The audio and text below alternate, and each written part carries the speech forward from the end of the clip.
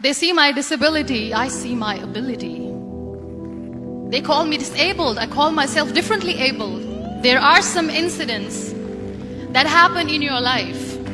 Those incidents break you, deform you, but they mold you into the best version of you. And the same thing happened to me. I was 18 years old when I got married. My father wanted me to get married. And all I said was, if that makes you happy, I'll say yes. And of course, it was never a happy marriage. Just about after 2 years of getting married, I met a car accident. Somehow my husband fell asleep and the car fell in the ditch. He managed to jump out, saved himself. I'm happy for him. But I stayed inside the car and I sustained a lot of injuries. The list is a bit long, don't get scared. The wrist was fractured. Shoulder bone and collarbone were fractured. My whole rib cage got fractured. And because of the rib cage injury, lungs and liver were badly injured. I couldn't breathe. I lost urinary bowel control. That's why I have to wear the bag wherever I go. 3 vertebrae of my backbone were completely crushed. And I got paralyzed for the rest of my life. I finally ended up in a hospital where I stayed for 2.5 months. I underwent multiple surgeries. One day, doctor came to me and he said, well, I heard that you wanted to be an artist, but you ended up being a housewife. I have a bad news for you. You won't be able to paint again because your wrist and your arm are so deformed, you won't be able to hold a pen again. Next day, doctor came to me and said, your spine injury is so bad, you won't be able to walk again. Because of your spine injury and the fixation that you have in your back, you won't be able to give birth to a child again. That day, I was devastated. I asked my mother, why me? And that is where I started to question my existence. Why am I even alive? And that is where I realized that the words have the power to heal the soul. My mother said to me, this too shall pass. God has a greater plan for you. I don't know what it is, but He surely has. And in all that distress and grief, somehow or the other, those words were so magical that they kept me going. One day I asked my brothers, I know I have a deformed hand, but I'm tired of looking at these white walls in the hospital and wearing these white scrubs. I'm getting tired of this. I want to add more colors to my life. I want to do something. Bring me some colors. Bring me some small canvas. I want to paint. So the very first painting I made was on my deathbed, where I painted for the very first time. It was not just an art piece or just my passion. It was my therapy. And then I was discharged and I went back home. And I went back home and I realized that I have developed a lot of pressure ulcers on my back and on my hip bone. I was unable to sit.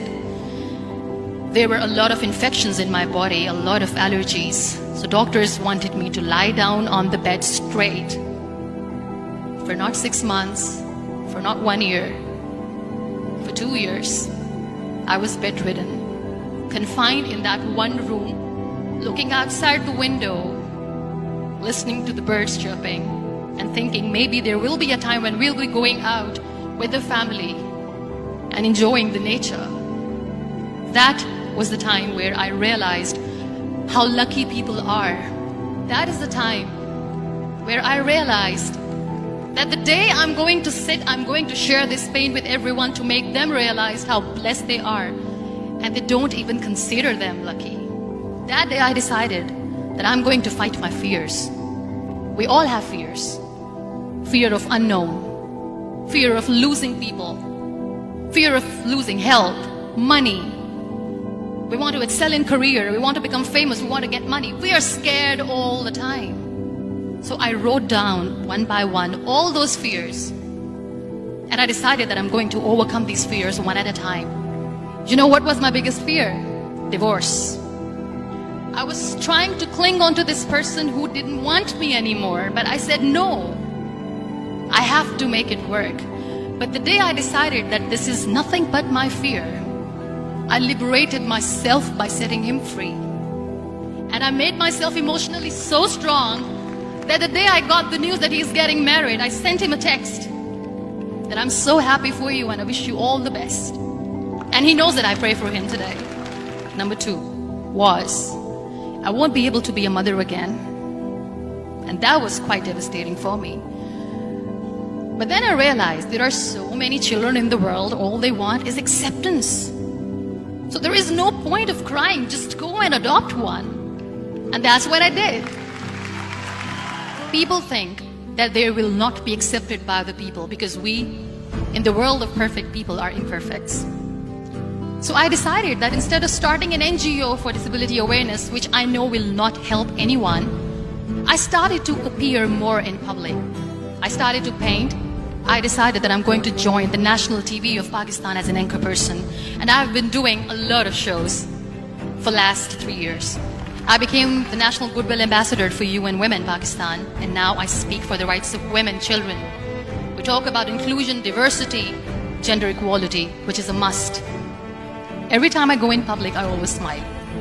It's always a big toothy smile on my face. And people ask me, don't you get tired of smiling all the time? What's the secret?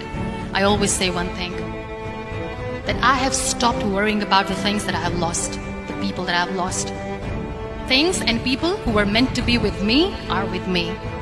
And sometimes, somebody's absence makes you a better person.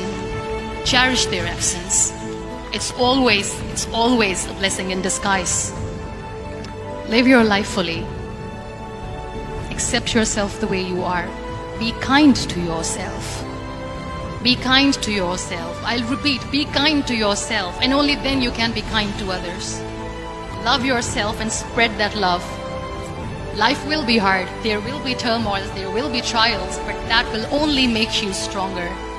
So when you accept yourself the way you are, the world recognizes you.